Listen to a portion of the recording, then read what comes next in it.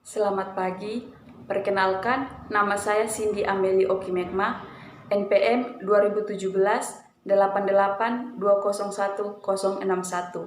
mahasiswi PPL, jurusan Pendidikan Bahasa dan Sastra Indonesia, Fakultas Keguruan dan Ilmu Pendidikan, Universitas Musamus Merauke. Saat ini, saya akan menjelaskan materi tentang cerita pendek.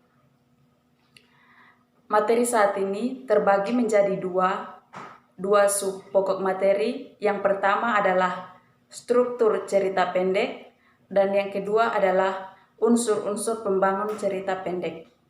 Namun sebelum membahas kedua hal tersebut, saya akan menjelaskan pengertian cerita pendek. Cerita pendek adalah salah satu jenis karya sastra berbentuk prosa yang dikemas secara ringkas, serta menceritakan suatu kisah fiktif yang berpusat pada suatu tokoh beserta dengan konflik dan penyelesaiannya. Seperti namanya, cerita yang disajikan singkat dan padat tanpa mengurangi unsur-unsurnya.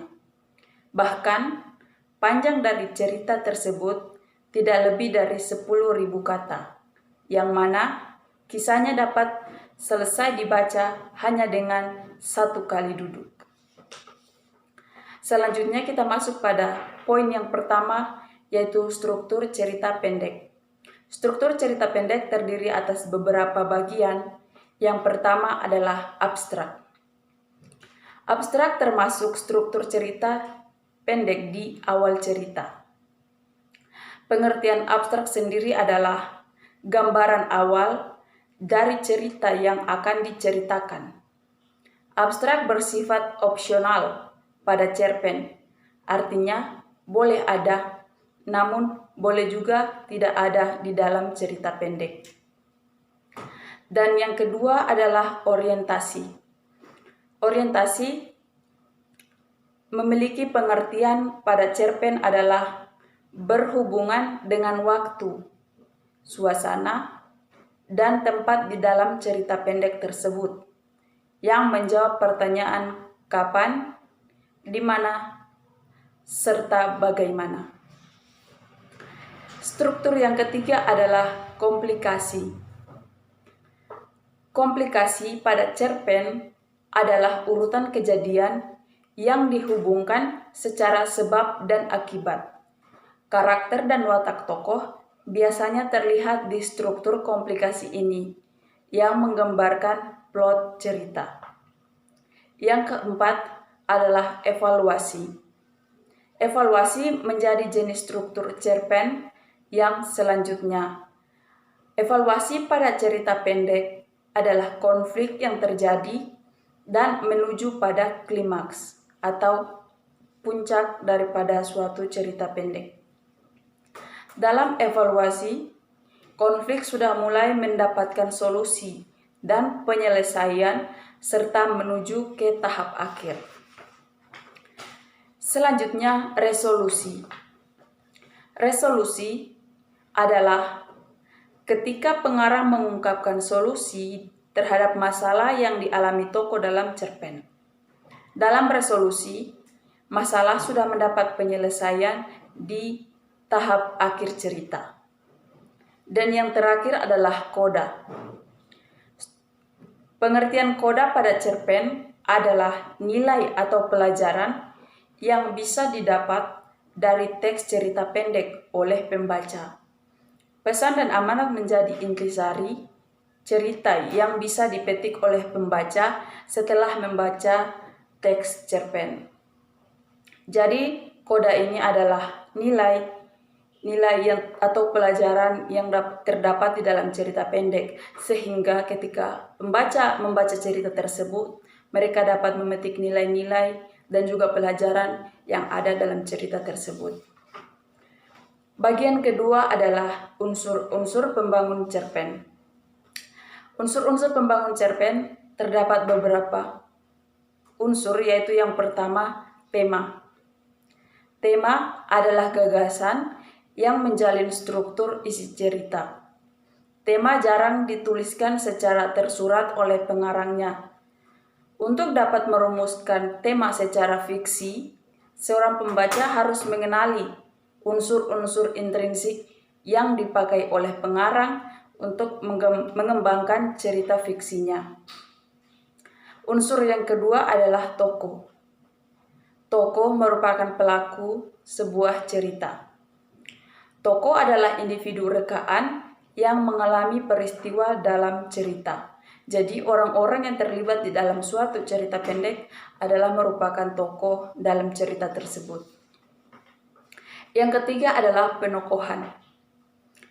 Penokohan adalah cara pengarang dalam menggambarkan dan mengembangkan karakter tokoh-tokoh dalam cerita. Metode yang digunakan untuk menentukan karakter suatu tokoh ada dua macam, yaitu yang pertama adalah metode analitik. Metode analitik adalah metode yang digunakan untuk menentukan karakter tokoh dengan cara memaparkan ataupun menyebutkan sifat tokoh secara langsung. Dan metode yang kedua adalah metode dramatik. Metode dramatik adalah suatu metode yang digunakan untuk menentukan karakter tokoh dengan cara tidak langsung menggambarkan sifat tokoh. Penggambaran tokoh dilakukan melalui percakapan yang dilakukan oleh tokoh lain. Metode ini dapat juga disebut sebagai metode reaksi tokoh lain, atau dalam kurung berupa pandangan, pendapat, sikap, dan sebagainya. Unsur selanjutnya adalah plot atau alur cerita. Plot adalah cerita yang berisi urutan kejadian. Tiap kejadian dihubungkan secara sebab akibat. Peristiwa satu disebabkan oleh peristiwa yang lain, atau peristiwa satu menyebabkan peristiwa lain. Dalam membuat alur atau plot, penulis harus memperhatikan karakter tokoh yang akan diceritakan. Biasanya, semakin baik karakter tokoh dalam cerita, maka semakin besar konflik yang akan timbul. Selanjutnya adalah setting atau latar. Setting adalah latar atau tempat kejadian, waktu kejadian dalam sebuah cerita. Setting bisa menunjukkan tempat, waktu, suasana batin saat cerita itu terjadi. Jadi di dalam suatu cerita jika menyebutkan tempat, waktu, dan juga suasana yang tergambar dalam cerita tersebut, maka itu adalah merupakan setting atau latar. Berikutnya adalah sudut pandang. Sudut pandang adalah posisi pengarang dalam membawakan cerita. Posisi pengarang terdiri atas dua macam, yaitu yang pertama adalah berperan langsung sebagai orang pertama atau sebagai tokoh yang terlibat dalam cerita tersebut. Nah, kalau posisi pengarang sebagai orang pertama adalah jika di dalam cerita maka akan menggunakan kata saya, aku. Nah, itu adalah merupakan pengarang sebagai tokoh utama dalam cerita tersebut. Dan yang kedua adalah sebagai orang ketiga yang berperan sebagai pengamat. Jadi biasanya dalam cerita yang menggambarkan pengarang sebagai orang ketiga adalah biasanya menggunakan kata, menceritakan suatu kisah itu, dia menggunakan kata ia, dia, dan sebagainya. Dan yang berikutnya adalah gaya bahasa. Gaya bahasa dalam karya sastra mempunyai fungsi ganda, yaitu yang pertama sebagai alat penyampaian maksud pengarang, dan yang kedua adalah sebagai penyampaian perasaan. Artinya, melalui karya sastra, seorang pengarang bukan hanya sekedar bermaksud memberitahukan kepada pembaca mengenai apa yang dilakukan dan dialami tokoh dalam ceritanya, melainkan bermaksud pula untuk mengajak pembacanya untuk ikut merasakan apa yang dilakukan oleh tokoh dalam cerita tersebut. Dan yang terakhir adalah amanat. Amanat merupakan ajaran moral atau pesan didaktis yang hendak disampaikan oleh pengarang kepada pembaca melalui karyanya. Pesan bisa berupa harapan, nasihat, dan sebagainya. Pesan merupakan hal penting dalam sebuah cerpen, karena dengan pesan yang baik, pengarang dapat menyajikan cerita yang baik, sehingga tokoh dalam ceritanya pun dapat diteladani. Sekian penjelasan materi tentang cerita pendek. Saya akan menyimpulkan materi di saat ini, yaitu cerita pendek memiliki struktur. Struktur yang pertama adalah